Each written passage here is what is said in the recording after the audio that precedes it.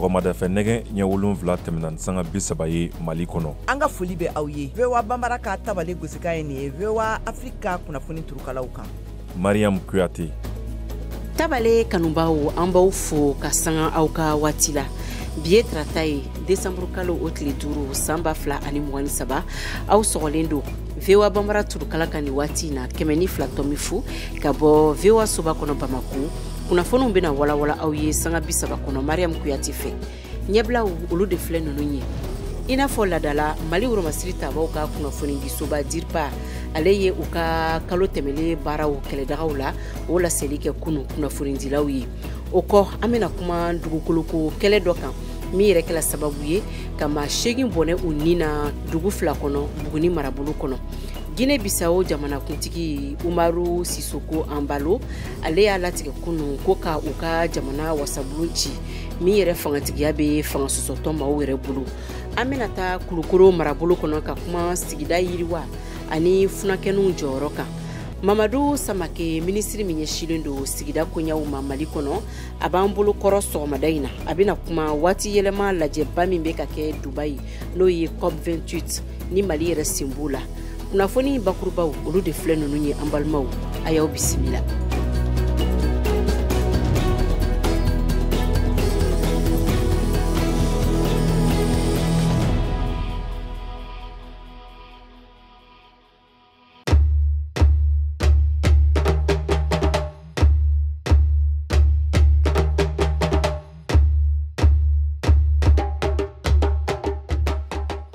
Tabale kanubaw foli be aw bɛɛ ye ko kura ni an sigi kan ye. DIRPA ni ale ye Mali Woromasiri tabaw ka kunnafoni di soba ye Bamako a y'a ka ladala kunnafoni kɛnɛ sigi i n'a fɔ kɔrɔlen yaasa k'u ka kalo baara kɛlenw yɛrɛ ɲɛfɔ jamanadenw ye. Suleman Dambele ni ale ye DIRPA ɲɛma ye a bɛ kalo tɛmɛlen taw walawala an ye Mohamed Danyogo ale ka kuma bara la.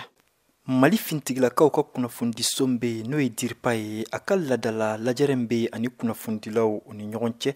o kɛra bi tɛnɛ décembre kalo o tile 4 o lajɛrɛ senfɛ mun kɔni ni kunnafonidiso ɲɛmaba ye n'o ye colonel major Suleman Dambele ye lahalaya minnu bɛ lakana ko la ni wagati laban na a y'a da dɔw la an k'a lamɛn. Kunu an y'a jateminɛ kɛ k'a fɔ ko jatigɛwale mɔgɔw u y'a essayé ka dangari kɛ an ka sigiyɔrɔ 4 na n'o ye Labɛzanga ye n'o ye Gosi ye n'o ye Tesalite ye n'o ye Minaka fɛnɛ mais an finitigilakaw an wulila ka jɔ u sela ka attaquew kɔni kɛ mais an fɛnɛ an ye dangariba k'u la parce que an ka cɛdenw wulila k'u jɔ k'u ka emprises défend mais aussi avion fɛnɛ nana ka na dangari kɛ jatigɛwale mɔgɔ ninnu na kosɛbɛ. Kidal talen kɔfɛ an ka fintigilakaw fɛ halisa bamanciya walew olu bɛ ka kɛ maa caman de bɛ ka i yɛrɛ ɲininka mun de la u bɛ ka kɛ halisa. Colonel major Suleman Dambele a bɛ jaabi di ka ɲɛsin nin ɲininkali ma. Mais mɔgɔw bɛ n'a fɔ ko Kidal minɛna mais pourtant attaquew bɛ sen na u kan k'a faamu u gɛnna ka bɔ Kidal dɛ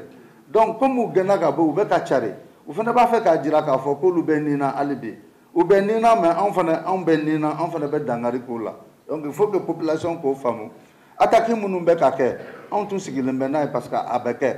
n'u tun bɛ yɔrɔ min na n'u gɛnna ka bɔ yen u b'a essayer ka na yɔrɔ wɛrɛ de la ka na attaquew kɛ yen n'Ala sɔnna ma Kidali kɛla cogo min Mali fana bɛ basigi ten. O la an bɛ donni min na ko bi ni jamana fan dɔw fɛ bamanciw kɔni tun kɛlen no ka sɛbɛn kɛ u ni sigidalamɔgɔ dɔw ni ɲɔgɔn cɛ walasa u kana bin u kan. Colonel major Suleman Dambele ka fɔ la ko o wagati tɛmɛna sabula fintigilakaw u jɔlen don u jɔyɔrɔw la. Donc an b'a ɲini maliyɛnw fɛ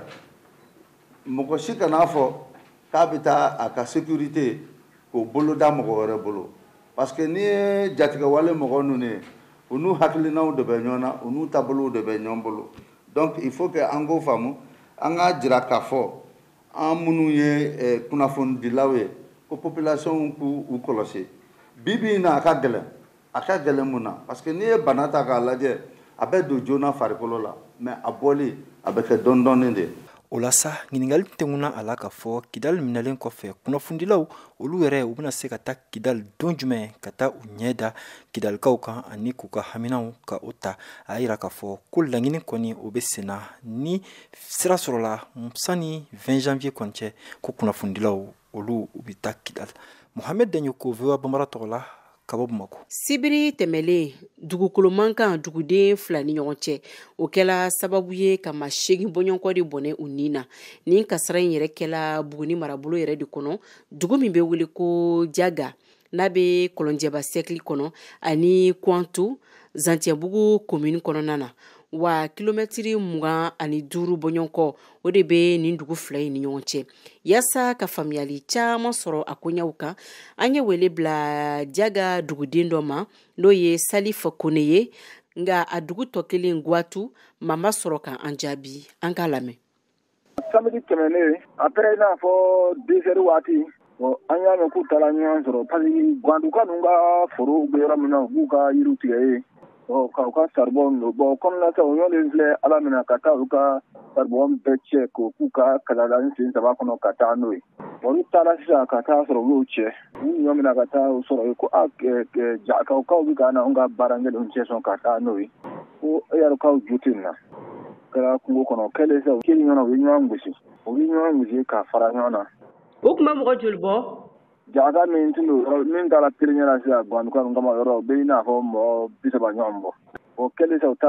u taara don fɔ Gwandu dugu kɔnɔ u sera dugu kɔnɔ yɔrɔ ninnu ko ka dugutigi ni a ka conseil yira k'u b'olu minɛ ko dugutigi ci yan o yɛrɛ o fana ye murufa ci mɔgɔ kelen na Gwanduka k'o fa ni kisɛ ci la yɔrɔ ninnu bɔ Gwandukaw fana bɛɛ fana bɔra u y'u keri ɲɔgɔn na dugu kɔnɔ u y'u keri ɲɔgɔn na olu fana ye kisɛ ci mun jɔw la. Donc ni bɛ fɛ ka faamuyali kɛ mɔgɔ joli de sala a kɛlɛ in sen fɛ? Bon kɛlɛ in sen fɛ mɔgɔ min sala wala mɔgɔ min farala ɲɔgɔn kan ne ye min nɔrɔ min fagala u bɛ taa fɔ mɔgɔ 8. Ok mais nin ko in yɛrɛ a kɛlɛ kun ye mun ye de? Kɛlɛ in kun de dugukolo ko de parce que Gandukaw de taa dugukolo ye Jaka ninnu de bɛna dugukolo minɛ u b'a sɛnɛ sɔn comme olu yɛrɛ bɛ ka commencer k'a fɔ k'u bɛna yɔrɔ bɛɛ minɛ ko parce que ko foyi t'a la k'u ka mɔgɔw de faamaw ɲɛfɛ Bamakɔ ye wari fana b'u ka mɔgɔw bolo ko n'u ye min kɛ ko foyi t'a la foyi t'u la Mali kɔnɔ u b'o kuma fɔ an yɛrɛ ma kuma bɛɛ parce que ɲinanta n'i y'a y'u jafarinya kalan nka hali sari u taara bi anw kan an ka foro kɔnɔ k'an ka moto gini moto 30 kɔ k'an ka mɔgɔw gosi k'u bana an y'u bɛɛ cɛ ta Buguni ka t'u furakɛ foyi ma b'o la. Ayiwa an bɛ se ka fɔ an bɛ waati min na ko sisan est ce que mankan wɛrɛ bɛ yen wa? Mun nana ka na fi min sɔrɔ Gwandu dugu kɔnɔ min kɛ ka na lajɛ n'a sɔrɔ sisan ka commandant wuli ka na Gwandu ka na ɲɛfɔ ɲininkaliw kɛ ka ne sɔrɔ ka taa bon tiɲɛna mankan wɛrɛ mɔgɔ mana o kɔfɛ fɔlɔ. Aw de bɛ kunnafoni mɔlen sɛnsɛnlen di anw ma bamanankan na VOA Afrique filɛ nin ye 102 fiɲɛ sira kan Bamako Mali la. An bɛ taa ni kunnafoniyaw ye kɔ kan Guinée Bissau jamanakuntigi Umaru Sisoko Ambalo ale y'a latigɛ kunun ko ka u ka jamana wasabulon ci min fangatigiya yɛrɛ bɛ fanga sɔsɔtɔ maaw bolo tile 3 marifaciw kɔ a ka jamana kɔnɔ min tun bɛ fanga dafiri yira a ka fɔ la. Mariam Traoré ale bɛ ɲɛfɔli kan ye. U ka wasabulon cili kɛra sababu ye waati kofɔlen min tun fɔra kalataw la k'o bɔ a dɔgɔkɔrɔ min ma kɛ ni kunnafoni jɔnjɔn dili ye a kuɲɛ kan k'a dɔn kalata kuraw olu bɛna bila waati min na. Domingos Simões Pereira ale min ye wasabulon ɲɛmɔgɔ ye ni u ka jamanatigi Ambalo fadenkɛ tun don kabiri waati jan de ye laseli kɛ k'a fɔ ko fanga dafiri dɔ de tun bɛna kɛ min balila n'a bɛ wele ko coup d'état constitutionnel ni ma kofɔlen fɛ. Nasira wɛrɛw fɛ jamanatigi Ambalo bɔra ka laseli dɔ kɛ a bɔlen kɔfɛ u ka lajɛrɛ kɛrɛnkɛrɛnnen kɛnɛ kan min bɛ wele ko Conseil des ministres extraordinaire. A ye laseliw kɛ o senfɛ k'a fɔ ko u ka jamanatigi dankan tora nɔ la n'o bɛ wele ko Geraldo João Martin ko fɛn min ye u ka lakanako o ministri ye ani ka fara jamana kɔnɔna ministri ko kan ko yɛlɛma bɛna don olu taabolo la. Kalatala minnu bɛɛ lajɛlen tun kan ka bɔ ka kalata ka kɛ ni basigibaliya doni ye u ka kalata koɲɛw la ni nin y'o kalo 6 ye baw kabiri juin kalo tile 23 jamanatigi Ambalo ni ale sigira jamana fanga kunna san 2020 waati tun ye u ka wasabulon ci a ye min jati i n'a fɔ janfasira dɔw dayɛlɛlen politikikonw na sira fɛ n'a bɛ wele ko espace de guérilla politique min kɛra a yɛrɛ dala kuma dɔw laseli ye fɛn min ye jamana kɔnɔ wasabulon ani nagakɔrɔ kalataw ye waati kɛrɛnkɛrɛnnen fosi ma fɔ o la an bɛ don min komi sisan ka kɛɲɛ ni u ka wulikajɔw yɛrɛ taabolo ye jamana kɔnɔna la ani ka fara jamana sariyasenw taabolo kan min kɛra u ka jamanatigiso ka bolonɔbila gafe dɔ kɔnɔ ka sɔrɔ k'a cari u ka kunnafoni di siraw fɛ.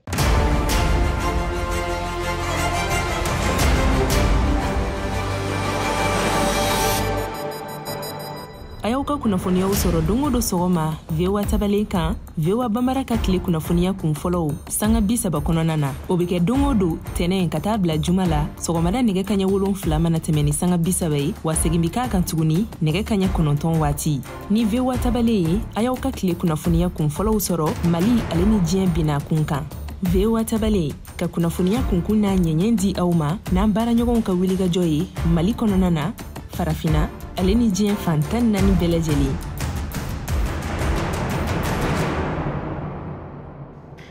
Niger jamana na kunu u ka kwakanko minisiri ye Rusi jamana ka ciden jɛkulu dɔw bisimila ka kɔn o fɛnɛ ɲɛ ani Ameriki lasigiden kura u ye ɲɔgɔn ye min yɛrɛ tun bɛ taamana u ka jamana kɔnɔ sibiri don Alpha ka an ka lasigiden ale bɛ ɲɛfɔli kan ye ka bɔ Niger. Rusikaw ka nin tagama kungurunin ye fɔlɔ ye kabini sɔrdasiw ye fanga ta Niger juillet kalo tɛmɛlen Bamako ni Wagadugu kɔfɛ Rusi kɛlɛbolo danga bisimilara ɲame Niger kɛlɛbolo minisiri fɛ Salifu Modi kunun tɛnɛn kɛlɛko kunnafoni siratigɛw n'a bɛ fɔ télécommunication ani sɔrɔkow ninnu n'a ɲɔgɔnna caman de kuma tɛmɛna Rusi ni Niger ɲɛmaw cɛ yanni duna ninnu ka bisimila General Chani yɛrɛ fɛ ko wagati nataw la Rusi dɔnikɛlaw baarabolo kɛrɛnkɛrɛnnen dɔw la olu kan kana Niger walasa ka jateminɛw kɛ dɛmɛ sira fɛ ni ɲɔgɔn ye y'a sɔrɔ karidenw kɔrɔ Amerikikaw fana ka lasigiden kura Kathleen Fitzbon fana tagara a ka lasigili bataki sɛbɛn kelen di Niger kɔkanko minisiri ma o min n'a yira sa ko Amerikikaw bi ka fɔlɔ ka CNSP lakodɔn fangakuraya la kɔkanko minisiri nisɔjalen ko Niger sɔrdasi fanga lakodɔnni diɲɛ bɛɛ ma nin ye o de daminɛtɔ ye. Pour nous c'est une nouvelle ère. Anw bolo nin ye wagati kura de wulitɔ ye nin ye Niger kura kunkan ye lasigiden kura ye a ka lasigili sɛbɛnw kopi yirana ala tɛna mɛn a bɛna taga a sɛbɛnw yɛrɛ di jamana ɲɛmaa ma ni o ye General Chani ye ani u ye sigikafɔ kɛ an bɛnna kan k'a fɔ ko tagalen ɲɛfɛ u na dɛmɛ kuraw don an ma sabula nin wagati na baaraɲɔgɔnya ɲɔngirilen don u ka dɛmɛw bɛɛ tigɛlen don fana bɔra hadamadenya dɛmɛyɔrɔ la an bɛnna kan ko kɔfɛ u na dɔ fara kasabiw kan o kɔfɛ dɛmɛ na kɛ lakana sira fɛ. Bakari Yao Sangari ko Niger mako bɛ bi Amerikikaw ka dɛmɛ na walasa ka jatigɛwale kɛlɛ. Parce qu'on a besoin de leur coopération militaire, on a besoin pas pour que les soldats viennent. Sabula bi an mako bɛ Amerikikaw la lakana sira fɛ an t'a ɲini ko u ka sɔrdasiw kana an dɛmɛ kɛlɛ la ayi an bɛ fɛ u ka an dɛmɛ dɔrɔn de sabula yɔrɔw bɛ yen fangaba tɛ an na minnu na i n'a fɔ sanfɛla lakanali ni dɔrɔnw ye ani kunnafoniw dili ko. Et puis les informations. K'a sɔrɔ Ameriki sɔrdasi 1,300 de bɛ Niger nin wagati in na ni k'a da u ka drone daga kelen kan. On l'a dit clairement aux Américains que le Niger ce n'est plus le Niger d'avant. An y'a jɛlen fɔ Amerikikaw ye ko bi Niger ni kunu Niger tɛ kelen ye. Fɔlɔ latigɛw tun bɛ ta an kɔfɛ wa an tun diyagoyalen don ka sɔn a ma. Bi o banna minnu b'i fɛ u ni an ka baara kɛ u bɛ n'u sigi an bɛ kuma walasa ka bɛn fɛnw kan min ka di olu la ani anw yɛrɛ la minnu tɛ sɔn o ma ni u bɛ fɛ ka fɛnw wajibiya an kan n'an kan ka olu to yen an n'u to yen. Mais ceux qui veulent nous imposer leurs conditions, s'il faut qu'on s'en passe d'eux, on va le faire. Niger marabagaw ko tuguni k'u tɛna u kuma jigi jamana fosi ye bilen k'o banna o de kama Europe tɔnba Union européenne ka sɛbɛn kɔfɛ min kɔnɔ u tun ko u b'u ka dɛmɛ tigɛ Niger la sɔrdasi jɛbaara sira fɛ CNSP ka fanga dafiri kɔfɛ Niger fana ye sɛbɛn bɔ kunun min kɔnɔ u fana ko u bi o baaraɲɔgɔnya kelen o sɛbɛn sɔsɔ n'a bɛ fɔ dénonciation de l'accord EUCAP Sahel o n'a kɛ mankan kura wulitɔ ye tuguni Europe tɔnba ani Niger marabagaw ni ɲɔgɔn cɛ Alpha ka VOA Bambara tɔgɔ la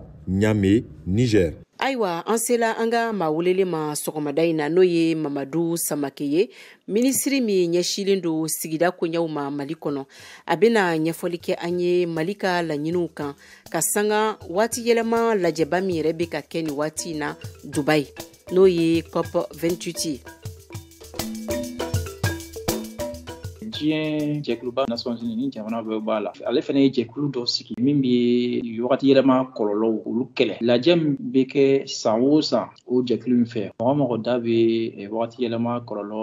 kɛlɛli la k'olu wele ka kuma kɛ an ka bɛn waleyaw kan waleya min b'a to an bɛ se ka wagati yɛlɛma kɔlɔlɔw kɛlɛ san o san o lajɛba in de bɛ kɛ jamana dɔ kɔnɔ ɲinɛn ta ye a siɲɛ 28nan ye o de ka kɛ sisan Dubayi k'a ta Nɔvɛmburu kalo tile 30 la ka taa bila Desanburu kalo tile 12 la jamana fɛn fɛn bɛ fɛ a ka laɲiniw ka dɔn wagati yɛlɛma kɔlɔlɔw kɛlɛli la olu nana Mali nana délégation ba ye délégation in ka bon a bɛ taa mɔgɔ 100 ni kɔ ɲɔgɔnna na délégation in ne yɛrɛ y'a ɲɛmɔgɔ ye ministre de l'environnement l'assainissement et développement durable donc jamana tɔgɔ la ne ni collègue ministre dɔw don ministre de la santé et du développement social ani ministre de l'urbanisme et de l'habitat fɛnɛ nana parce que ɲinɛ kuma minnu bɛna kɛ lajɛ minnu bɛna kɛ fɛnɛ ka domaine fɛnw b'a la aw jigi bɛ mun de ka kɛrɛnkɛrɛnnenya la ka segin n'a ye aw ka minɛnw kɔnɔ an jigi bɛ fɛn caman kan k'a Traoré parce que i b'a dɔn bɛɛ de bɛ na yan nɔ COP la jamana kuntigiw bɛ na premier ministrew bɛ na ministrew bɛ na a fɔ ma ko expertw minnu bɛ wagati yɛlɛma kɔlɔlɔw ko dɔn kosɛbɛ professeur universitaires bɛ na minnu bɛ ɲininiw k'a kan chercheurs bɛ na a fɔ ma ko homme d'affaires investisseurs waritigibaw minnu bɛ projet baw kɛ olu bɛ na partenaires minnu bɛ a fɔ ma ko institutions financières dans le domaine climatique domaine na olu bɛɛ bɛ na mɔgɔ o mɔgɔ da bɛ wagati yɛlɛma kɔlɔlɔ kɛlɛli la ONG bɛ yan nɔ société civile bɛ yan donc bɛɛ de bɛ yan nɔ jɛkulu minnu bɛ na ɲɛmɔgɔbaw de bɛ na donc n'olu ye min décider o kɔrɔ ye ko u bɛ waleya COP ye opportunité ba de ye an bolo ko caman na i ko COP ye opportunité caman aw bolo ko caman na i bɛ se k'a dɔɔni fɔ Mali bɛ nafa façon jumɛn de sɔrɔ COP in na a fɔ ma ko enjeux globaux diɲɛ kungobaw wagati yɛlɛma kɔlɔlɔw la o kumaw bɛ na kɛ o kɔfɛ jamana fɛnɛ bɛɛ kelen kelen kungow bɛ yen nɔ bɛɛ b'i ka a fɔ ma ko intérêt i ka laɲiniw i ka nafa sɔrɔ siraw bɛɛ fɛnɛ bi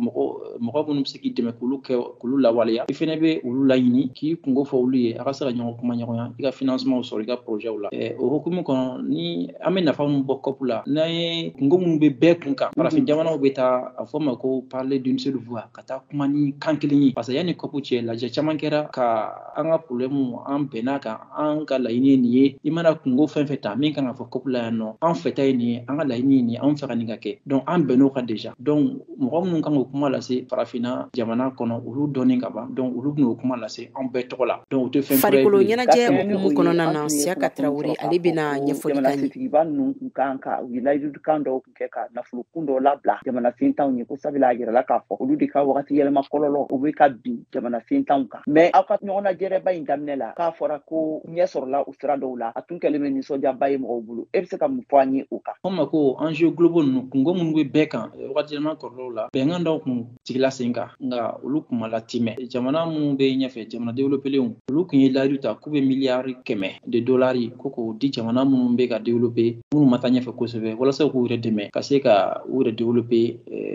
ka se ka wagati yɛlɛma kɔlɔlɔw kunbɛn o kun ma kɛ a kun kɛra kuma fɔlen mais a ma se ka lawaleya donc ɲinɛ o kuma in bɛ yen o bɛ ka tabali kan an bɛ k'o kuma kɛ walasa layidu min kɛra a ka timɛ ɲinɛ kɔni caman ye engagement ta k'u ye layidu min ta k'u bɛna timɛ filanan o min a fɔ ma ko fond d'adaptation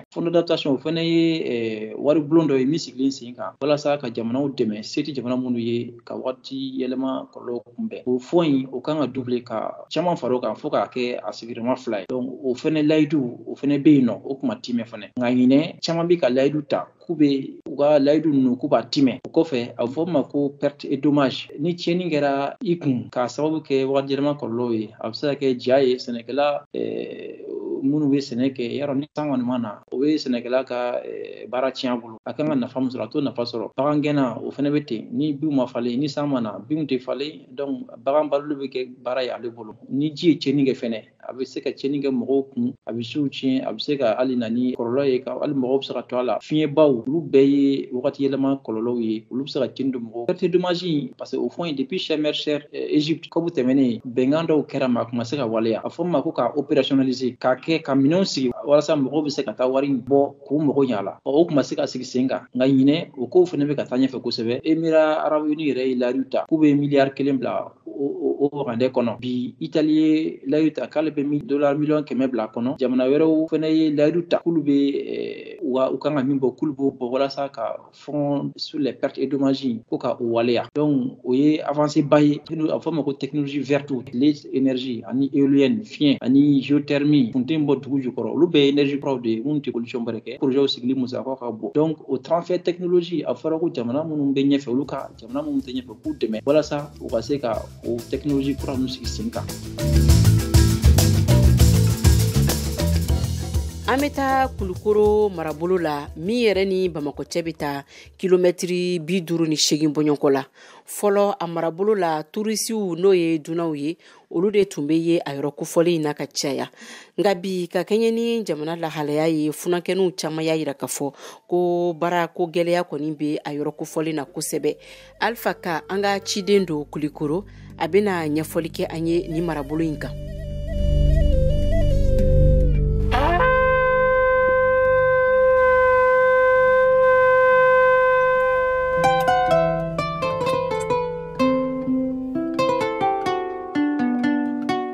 Kulikoro ye mara ye min bɛ kuluw ni ɲɔgɔn cɛ kilomɛtiri 60 o bɛ ani Bamako da ɲɔgɔn na. Mali région filanan in sigibaw ka ca. Bambaraw b'o la, Sɔmɔnɔw, Malenkew, Sarakolew, Mɔr ani Filaw, Barakola, Bagamara, Mɔni, Cɛncɛnbɔ, Jago ani sɛnɛ de fanga ka bon kosɛbɛ. Mali jatebɔ baarada tun y'a yira san 2009 wagati ko Kulikoro sigibagaw bɛ t'u jɔ fo maa 2,000,000 ani 400,000 bɔɲanko. Wagatiw tɛmɛna Kulikoro de t'u lakodɛnnen don kosɛbɛ usine ko sira fɛ Mali kɔnɔ. Ikoma, Komanav, Garamulɛnw a n'a ɲɔgɔnna caman ni Komanav ka baaraw gɛlɛyalen don bi lakanakobaliya sababu la. Ikoma datugulen nana ni baarakɛbaliya caman ye. Hali bi dun o gɛlɛya kelen de bɛ Kulikoro sifin caman kan Simakan Kone ka fɔ la. Ale ye mara in sifinw ka ɲɛmaa dɔ ye. Bon n'i ko k'i bɛ Kulikoro jeunesse ta d'une manière générale n b'a fɔ ko degun b'an kan dɔɔni. Gɛlɛya b'an kan dɔɔni, gɛlɛya mun b'an kan bi o gɛlɛya fɔlɔfɔlɔ ye chômage ye, manque d'emploi. Komi i yɛrɛ b'a kalama depuis Ikoma datugura bon ka fara kɔsa in na récemment événement min kɛra bateau na parce que an kun y'a ye k'a fɔ la compagnie de navigation Comanaf donc o kun fɛnɛ kelen don fiɲɛ bɔda ye dɔɔni Kulikoro jeunes ma mais an y'a ye k'a fɔ avec les événements malheureux donc o fɛnɛ jɔra ka fara Ikoma fɛnɛ ka fermeture kan il y a des années donc o gɛlɛya b'an kan donc baarako gɛlɛya b'an kan yɛrɛ de. Minisiri ɲɛma Shogɛl Kokala Mayiga ka nin kɔsa in n'a tagama kungurunin kɔfɛ Ikoma la ni layidu tali ye ko a baaraw na lawuli tuguni maa caman ye jigiya kura ta. Bon c'était la première fois ni visite nasugu ka kɛ depuis Ikoma nin datugura donc espoir d'an ma kosɛbɛ a ye espoir di Kulukorokaw ma kosɛbɛ parce que autorité fɛnɛ assurance d'an ma yan nɔ u bɔlen yan k'a fɔ ko n'Ala sɔnna donna nataw la timɛ Ikoma u bɛna a essayer k'a dayɛlɛ tuguni walasa Kulukoro fɛnɛ bɛ se ka fiɲɛ bɔda sɔrɔ dɔɔni o diyara n ye kojugu parce que n'i ye usine dayɛlɛ a kɛra cogo o cogo mɔgɔ damadɔ bɛ yen mɔgɔ caman kɔni bɛ sɔn ka taa o baara la donc o bɛ se ka kɛ sababu ye mɔgɔ caman bɛ baara sɔrɔ. Ni baarako gɛlɛya bɛ yen Simakan Kone ko ɲɛnajɛ yɔrɔw fana dɔgɔyara ko o bɛ sifin caman filenfilen. Yan nɔ lieu de divertissement ka dɔgɔ an bolo kosɛbɛ minnu yɛrɛ b'an bolo olu ils sont dans un état de dégradation donc hali o fɛnɛ na u ye visite dɔw kɛ o la autorités ye visite k'o la kɔsa in na k'a fɔ k'u bɛna essayer k'olu fɛnɛ rénover donc o gɛlɛya bɛ yen parce que an y'a ye k'a fɔ même pendant les fêtes an ka denmisɛnninw bɛ yen u taara u bɛ tunu u taara u bɛ taa yɔrɔ min na donc o bɛ cogo min na sport fɛnɛ domaine na n'a bɔra stade garage la bon an tɛ se k'an bolo ɲɛsin balontan yɔrɔ jɔnjɔn ma k'a fɔ k'i bɛ se ka événement ba organiser a la.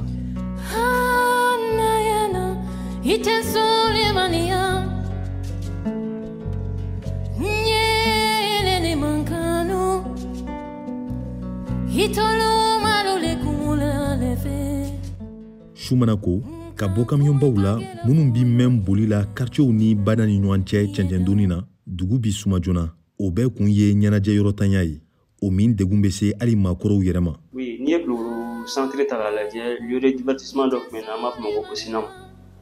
denmisɛnninw b'a wele ko sinimasu parce que sinima de tun bɛ bɔ a la bon sinima tun bɛ bɔ a la ka denmisɛnninw dɔrɔn tun tɛ hali mɔgɔkɔrɔbaw sinima tun bɛ bɔ a la bɛɛ ye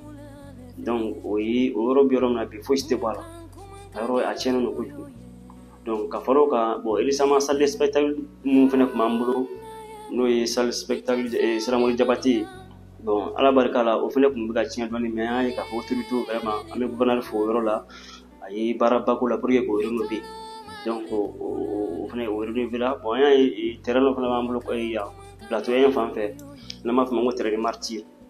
bon o fana ye salle spectacle mais a ti état ba la donc ninnu ye yɔrɔ ye minnu bɛ yen nɔ denmisɛnninw tun bɛ ɲɛnajɛ yɔrɔ min na kosɛbɛ mais a yɔrɔw bɛka ka commencer ka tiɲɛ.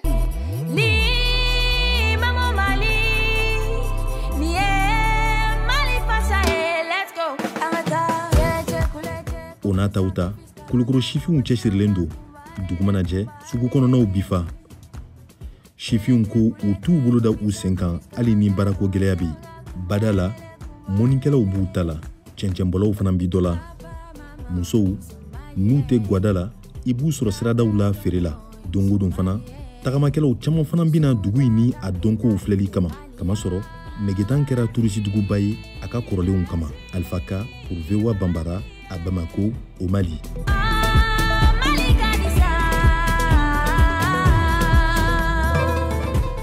Farikolo ɲɛnajɛ okumu kɔnɔna na Siaka Traoré ale bɛna ɲɛfɔli kan ye.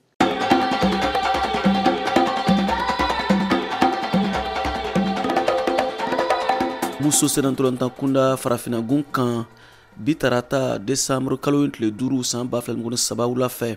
la Guinée bɛ Mali bisimila a senantolanta ɲɔgɔndan bɛ tan Sénégalikaw fɛ yen bibi na la Guinée senantolantana yɔrɔw tɛ kafu ka sariyaw labato a ɲɔgɔndan bɛ don Coupe d'Afrique des Nations CAN musolakaw ta éliminatoire o ɲɛbila ɲɔgɔndanw tile filanan ana laban ko segini hukumu kɔnɔ tagali la hakilina jiginna Mali ye se sɔrɔ kosɛbɛ kosɛbɛ la Guinée kan cɛli 7 Mali kanu na la Guinée degeli karamɔgɔ Seku Kabaya yira ko a bɛ ɲɛ ni Mali sera ka se sɔrɔ Bamako tagali la muna olu tɛna se ka se sɔrɔ ko segini na balantan ni y'a alagɛ kosɛbɛ an na défense ninnu ma se ka kan buruburu min fɔra u ɲɛ u ma se ka kɛ a kɛɲama ni k'a ye an ka bisiyaman ta nin kosɔn balonjan fɛn fɛn tun bɛ taa la kɔfɛ an ka défense ma se ka ballon ninnu gérer o kɛra ma difficulté siyaman ye qualification de don an fana bɛ se ka an jija ka match retour gérer an mana Mali équipe ye a bɛ jouer cogo min na an bɛna fɛɛrɛ kɛ match retour min bɛna jouer Dakar parce que sisan an bɛ se ka disposition min ta pour que an fana ni kunna yɛrɛ ka bɔ kamasɔrɔ n tan bɛrɛbɛrɛ fana tɛ yen Mali gagnéra wɔrɔn fila an fana bɛ se ka wɔrɔn fila sɔrɔ an ma taa an yɛrɛ la an ma jite ala la toujours an bɛna an ka erreur ninnu corriger bien gagner le match prochain inchallah. Fatoumata Karantaw Mali jɔkɔlɔsiba ka fɔ la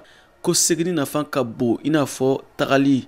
u bɛna taa se de ɲini foyi tɛ bolodi ɲɔgɔn ma bɔ an jɛra k'an bolodi ɲɔgɔn ma ka ko to ɲɔgɔn ta la ka jɛ ka baara in kɛ ɲɔgɔn fɛ o de y'a to an sera ka se ka sebaya sɔrɔ fo ka 7 ɲɔgɔn na depuis ni an yɛrɛ eliminena kan tɛmɛnen na a bila an kunna dɔrɔn an ka se ka ye kan wɛrɛ kɛnɛ kan a tɛ gérer an y'a daminɛ cogo min na tantɔ kelen de don an bɛ taa tuguni o kelen don n'ale n'an ye 20 sɔrɔ an b'a don. Fatou Damele Mali muso sedantolantana ale sen bɛ minnu ye La Guinée jɔ lamaga hakilina ye kelen de ye a ka fɔ la ka sebaya sɔrɔ walasa ka ye kan kɛnɛ kan Marokokaw fɛ san wɛrɛ ba filɛ nin ko naani an jɛla ɲɔgɔn fɛ an bɛɛ an tigɛ ɲɔgɔn ma pour que an ka se ka match gagner diɲɛlatigɛ fɛn bɛɛ la ka tigɛ ɲɔgɔn ma an y'a fɔ an tɛ dimi ɲɔgɔn kɔrɔ an bɛ ballon tan an bɛ o de kɛ fɔlɔ ballon tan don fɛn dɔ b'a la surprise b'a la waati bɛɛ an bɛ dɔ de fara baara kan bi an ma se ka min don an ka t'o don e fɛ an ka laɲini yɛrɛ min ye ka taa kan na ka taa wasa dɔ ye fana. Mali kelen ka cili 7 sɔrɔ tagali la o bɛna kɛ sababu ye ka Mali muso sedantolantanaw dusukun lami kosɛbɛ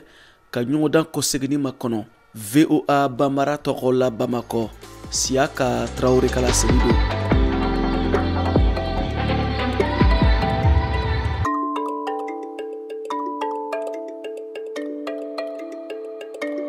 An balimaw k'aw ladɔnniya ko tabale kɛnɛ sigikun ye maliden bɛɛ lajɛlen ye o kama a y'an wele ka caya an ka nɛgɛjuru sira o labilalen don aw bɛɛ ye o bɛ tali kɛ 01 20 24 47 16 nka yanni aw k'aw ka cikanw to aw bɛ kun k'aw tɔgɔ n'aw sigiyɔrɔ fɔ ka sɔrɔ k'aw ka haminankow tugu o la musolakaw aw mana kɛ fan o fan a y'an ka nɛgɛjuru sira kɔgɔri ka caya.